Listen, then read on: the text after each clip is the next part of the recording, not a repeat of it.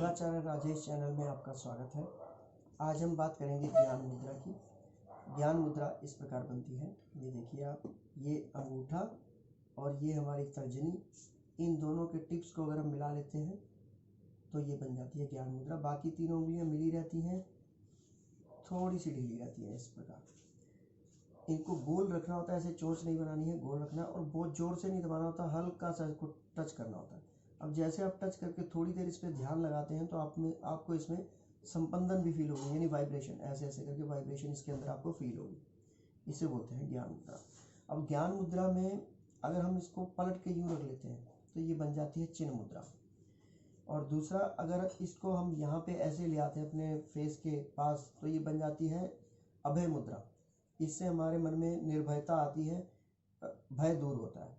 और इसी को अगर हम ऐसे सीने के पास ले आते हैं इस प्रकार तो ये बन जाती है पूर्ण ज्ञान मुद्रा।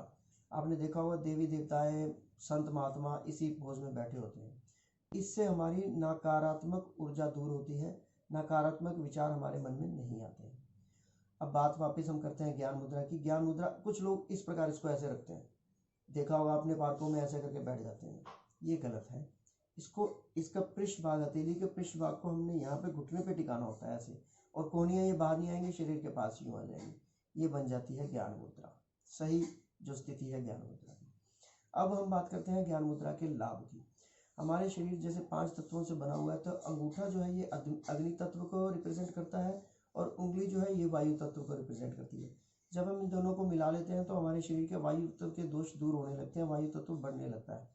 ज्योतिषी विद्या में देखा जाए तो इसको बोलते हैं जो मंगल ग्रह का प्रतीक, और उंगली जो है ये हमारी बृहस्पति ग्रह का प्रतीक है। जब इन दोनों को मिला लेते हैं तो हमारे बृहस्पति के सारे दोष दूर होने लगते हैं, बृहस्पति का वर्चस्व जो है वो बढ़ने लगता है। फिर से देखें तो अंगूठा जो है ये हमारे बुद्धि को प्रतीक है और उंगली जो है हमारी मन की प्रतीक है। जब हम इनको मिला लेते हैं मन और बुद्धि का मिलन हो जाता है।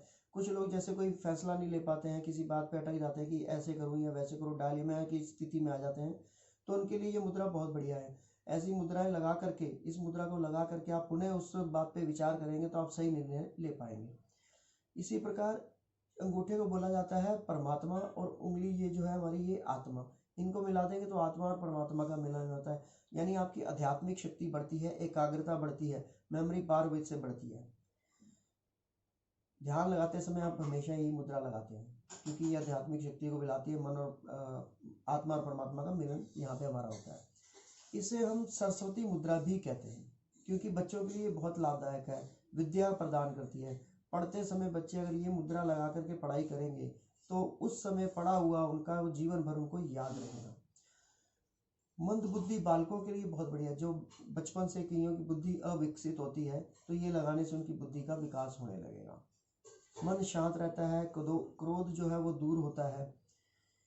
मन शांत, क्रोध दूर, तनाव दूर होता है, चिड़चिड़ापन इससे दूर होता है। इससे हमारा हृदय रोग, जिसको किसी को हृदय रोग है वो भी ये लगा सकता है। माइग्रेन हो, मधुमेह हो, वो सारे दौर इससे दूर होते हैं। साथ ही इससे हमारा जिद्दीपन भी दूर होता है। अगर किसी कोई जिद्दी स्वभाव का होता है वो ये लगा लेता है तो उसका जिद्दीपन भी दूर होता है। कुछ हमारे हाइपर एक्टिव बच्चे होते हैं जिनकी ऊर्जा अधिक होती है और वो ऊर्जा कंट्रोल नहीं होती है, तो वो भी अगर ये मुद्रा का अभ्यास करेंगे तो वो उनका स्वभाव पहले से शांत होगा।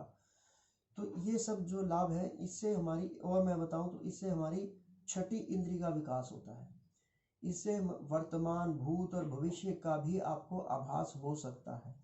अब ये मुद्रा लगानी कैसे है? आप इस मुद्रा को उठते, बैठते, चलते, सोते किसी समय भी लगा सकते हैं।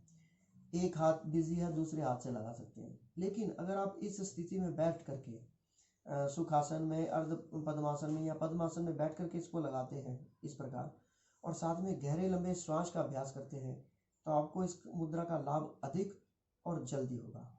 समय देने के लिए आपका धन्यवाद। आगे भी नई नई जानकारियां लेकर के आपके सामने उपस्थित होते रहेंगे। जय श्री राम।